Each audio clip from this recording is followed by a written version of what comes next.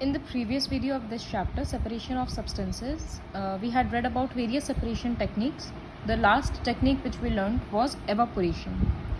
Evaporation में क्या हो रहा था कि कोई भी solid substance और water में अगर वो dissolve हो रहा था, फिर heat करने से water तो evaporate हो जा रहा था, लेकिन नीचे में solid रह जा रहा था. Next method is crystallization. तो crystallization method में क्या होता है? This method is used to obtain pure solids from a given solution. जैसे सॉल्ट से सी वाटर में बहुत इम्प्योरिटीज़ होता है, तो ये बेटर टेक्निक है. जैसे हम लोग पढ़े थे एवापोरेशन में किया जाता है. Evaporation is used to collect salt from sea water, लेकिन उसी को प्योरीफाई करने के लिए एवापोरेशन क्रिस्टलाइजेशन मेथड यूज़ होता है. तो क्या है ये क्रिस्टलाइजेशन मेथड? एक्टिविटी के हेल्प से समझते हैं. ये शुगर सोल्यूशन है जो सैचुरेटेड है. क्रिस्टलाइजेशन के लिए सैचुरेटेड सोल्यूशन होना ज़रूरी है. तो सैचुरेटेड सोल्यूशन का मतलब हम लोग क्या देखे थे? A solution in which no more amount of solute can be dissolved. Suppose एक ग्लास में हम लोग 3 टीस्पून्स ऑफ शुगर ऐड कर दिए, उसके बाद 4th टीस्पून और ऐड नहीं हो रहा है, so that is a saturated solution. तो यहाँ पर शुगर का एक सैचुरेटेड सोल्यूशन बनाया गया है, फिर उसको चाइना डिश में रख के इस तरह से हीट किया जा रहा है. Transfer the saturated solution into a china dish, heat the china dish on a wire gauze. बीच बीच में हम लोग स्टर कर सकते हैं उसको. फिर हम लोगों को दिखेगा कि इसमें छोटा छोटा क्रिस्टल्स आने लग रहा है शुगर का. तब हम लोग हीटिंग को बंद कर देंगे और उस सोल्यूशन को ठंडा होने के लिए छोड़ देंगे बिना डिस्टर्ब किए. तो जब हम लोग टच नहीं करेंगे तब हम लोग देखेंगे कि ये बीकर, ये चाइना डिश में पूरा शुगर का नीचे में क्रिस्टल्स वापस आ गया. तो पानी और चीनी मिक्स हो गया था, सोल्यूबल हो चुका था, लेकिन वापस शुगर मिल गया और वो भी pure crystals. So this process is called crystallization. So in crystallization is a process which separates a pure solid in the form of its crystals. Crystal के फॉर्म में सेपरेट होता है. कहाँ से सेपरेट होता है? From a saturated solution. तो इस चैप्टर का एक्टिविटीज़ बहुत इंपॉर्टेंट है. Next, crystallization is often used for the purification of salt we get from sea water. फिर एलम जो फिटकरी होता है, ब्लू विट्रियोल जिसको हिंदी में नीला तोता बोलते हैं. So these substances are purified using this method. Next is separating solids that do not dissolve in liquids. अभी तक हम लोग कैसे सॉलिड को सेपरेट कर रहे थे? जो पानी में पूरा पूरा डिजॉल्व हो जा रहा था. लेकिन अब ऐसा सॉलिड है जो पानी में डिजॉल्व नहीं हो रहा है, तो कैसे सेपरेट करेंगे? This is quite easy. First process is sedimentation and decantation. जैसे यहाँ मडी वाटर है, पानी में मड मिक्स कर दिया गया, तो पहले क्या कर रहे हैं, इसको मिक्स करके थोड़ी देर के लिए छोड़ दो अनडिस्टर्ब्ड. तो इसमें अलग अलग लेयर्स बन जाएगा. बड़ा बड़ा पार्टिकल्स नीचे में, ऊपर में एकदम क्लियर पानी, और मिडिल लेयर में थोड़ा बहुत इम्प्योरिटीज़ रहेगा. Now without disturbing the beaker, without disturbing the content, इस बीकर को हम लोग उठाएंगे और धीरे से दूसरे बीकर में ट्रांसफ़र करेंगे. तो ये जो सेटल होने के लिए छोड़ रहे हैं, इस प्रोसेस को बोला जाता है सेडिमेंटेशन. फिर बिना डिस्टर्ब किए जब हम लोग दूसरे कंटेनर में उसको पोर करते हैं, तो that process is called decantation. Read line by line. Sedimentation and decantation methods are used for removing insoluble impurities from river and canal water. तो रिवर्स और कैनल्स में जो भी इम्प्योरिटीज़ होता है, वहाँ से जब पानी लिया जाता है तो उसको इसी प्रोसेस से साफ़ किया जाता है. फिर उसमें क्लोरीन वगैरह डाल के उसके जर्म्स को मारा जाता है, क्योंकि सेडिमेंटेशन और डिकेंटेशन से इम्प्योरिटीज़ तो हट जाएगा, लेकिन जर्म्स रह जाएगा. तो जब हम लोग दाल चावल वगैरह पानी से साफ़ करते हैं, धोते हैं, तब हम लोग क्या करते हैं, कंटेनर में चावल डाल दिए, उसमें पानी डाल रहे हैं, फिर सेटल होने देते हैं राइस को नीचे और पानी ऊपर रहता है. तब हल्का सा टेढ़ा करके सारा पानी को गिरा देते हैं.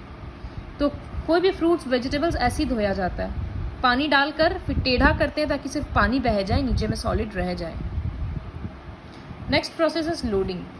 ये जो सेडिमेंटेशन और डिकेंटेशन का प्रोसेस था, तो कभी कभी जब इसमें सेडिमेंट होता है, जब ये नीचे सेटल होगा, तो उसमें बहुत टाइम लग जाएगा. तो उस प्रोसेस को स्पीड अप करने के लिए जो प्रोसेस होता है उसको बोलते हैं loading. So in order to speed up the process of sedimentation, we often take the help of loading. तो लोडिंग में क्या किया जाता है? ये मडी वाटर है, यहाँ पर एलम इस तरह से लगाया जा रहा है रस्सी के हेल्प से। तो एक एलम जब इसमें रहेगा तो इम्प्योरिटीज जल्दी जल्दी सेटल हो जाएगा, मड पार्टिकल्स नीचे में जल्दी जल्दी सेटल हो जाएगा। इसकी वजह से सेपरेशन बहुत जल्दी हो जाएगा। देन डिकेंटेशन होगा, जो प्रोसेस है। It has been observe that it is sometimes difficult to breathe after a strong wind and storm. जब आंधी तूफान आ जाता है तो हवा में क्या होता है, इम्प्योरिटी डस्ट पार्टिकल्स बहुत ज़्यादा आ जाता है, धूल आ जाता है। फिर जब बारिश होता है तो पूरा हवा एकदम क्लियर हो जाता है। क्यों? क्योंकि जो डस्ट पार्टिकल्स हवा में अभी सस्पेंड हो रखा था, बारिश का पानी से वो गीला होके हैवी हो गया और वो नीचे सेटल हो गया। So this is due to the presence of fine suspended dust particles in the air. However, a rainfall after storm removes these dust particles and the air becomes clear and fresh again. तो ये dust particles loaded हो गया पानी से और heavy होकर settle हो गया। So this is the process of loading. Shopkeepers लोग इसीलिए अपने दुकान के सामने पानी स्प्रे करते हैं, स्प्रिंकल करते हैं, ताकि आता जाता गाड़ी या बाइक वगैरह का धूल जो रहेगा वो शॉप के अंदर नहीं आएगा, क्योंकि सारा डस्ट पार्टिकल्स हैवी होकर सेटल हो जाएगा पानी से। Next method is filtration. So filtration भी हम लोग के डेली लाइफ में काम आता है। चाय छानना वो फिल्टरेशन ही होगा। तो एक प्रॉपर फिल्टर पेपर इस तरह से आता है जो सर्कुलर रहता है, उसको हाफ करके सेमी सर्कल बनाया जाता है, फिर कोन बनाया जाता है। तो अब कैसे सेपरेट करेंगे? सपोज यहाँ पर इम्प्योर लिक्विड है, वो मिक्सड है, मिक्सचर है, यहाँ पर कुछ सॉलिड है कुछ लिक्विड है। तो एक फनल लिया गया है, ये जो शेप है इसको फनल बोलते हैं। फनल के अंदर फिल्टर पेपर लगा दिए। अब रॉड के हेल्प से धीरे धीरे हम इस मिक्सचर को डाल रहे हैं। तो पानी सारा नीचे में चला जाएगा और यहाँ पर सारा रेसिड्यू रह जाएगा, जो भी सॉलिड पार्टिकल्स था। तो यही होता है फिल्टरेशन का टेक्निक। तो to separate out tea leaves from tea, क्योंकि टी लीव्स तो इनसोल्यूबल है। फिर filtration is also used by water works department to purify water. Traditional filter जो हम लोग देखे थे ना, अलग अलग मटका रहता है उसमें, इसमें ग्रेवल पत्थर इस तरह से रहता है, पानी ड्रॉप बाय ड्रॉप नीचे जाता है। तो वो ट्रेडिशनल फिल्टर्स में भी यूज़ किया जाता है। सिर्फ फिल्टर पेपर नहीं, म्यूस्लिन क्लॉथ, कॉटन वुल, चारकोल, ये सब भी फिल्टर का ही काम करता है। घर में शरबत जूस को फिल्टर करने के लिए उसके पल्प से एक म्यूस्लिन क्लॉथ के हेल्प से किया जाता है। So this is the process of filtration. Next process is centrifugation.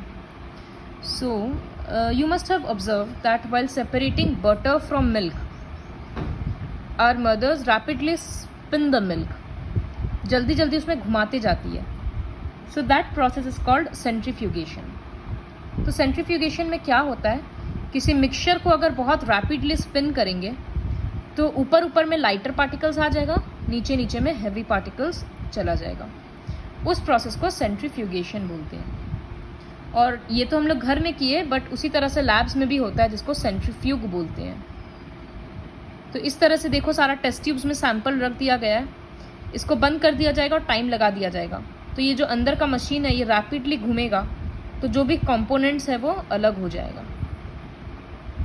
Centrifugation is widely used in dairies and at homes to churn out butter from cream. इस तरह से मलाई से बटर निकालने के लिए।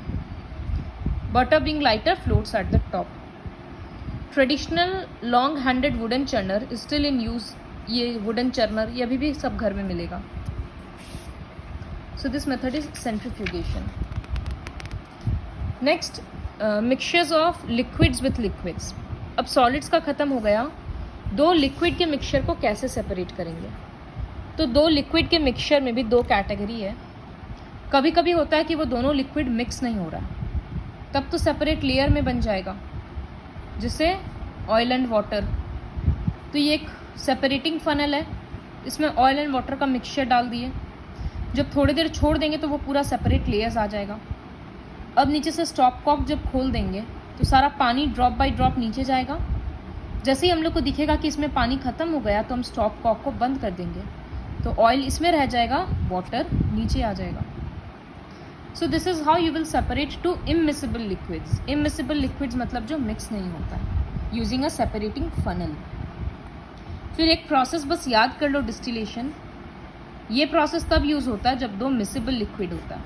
मिसिबल लिक्विड्स जो मिक्स हो जाएगा, जैसे पानी में water and nail paint remover, वो दोनों पूरा मिक्स हो जाएगा। तो कैसे सेपरेट करेंगे? By the process of distillation. You don't have to know about this process. तो ये सारा हम लोग सेपरेशन टेक्निक्स सीख लिए। अब कभी कभी क्या होता है, सेपरेट करने के लिए 2-3 चीज़ का मिक्सचर हो जाता है, जैसे शुगर है, सैंड है और आयरन नेल्स है। तीनों चीज़ को सेपरेट करना है, तो कैसे करेंगे? तो suppose there is this china dish, इसमें सैंड है, शुगर है और आयरन नेल्स है। तो कैसे सेपरेट करेंगे? तो सबसे फर्स्ट प्रोसेस क्या रहेगा? By using a magnet.